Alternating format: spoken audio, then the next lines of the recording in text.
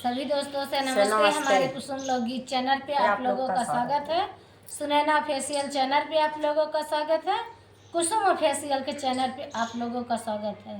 तीनों चैनल पे हाथ जोड़ के विनती है कि आप लोग सपोर्ट करें। और देखिए बहुत प्यारा से प्रयागराज के सोहर गीत सुनाने चले। गीत अच्छी लगे लाइव सब्सक्राइब करें, कमेंट में बताइए। मकर संक्रांति के हार्दिक शुभकामनाएं आप लोगों के।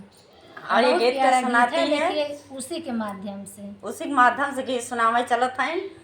गीत बहुत प्यारा लाजवाब गावत थी, थोड़ा बोलत ही कम नहीं बोलत थी अपने काम के लिए बोलत थी, ज्यादा ना बोलती। नाराज रहा थी, कहती हमारा तू पीछे नचाई दे, तू ही खाती। नचती ना, खाली गाना की स्टार है। और ये गीत का सुनाती हूँ। पिया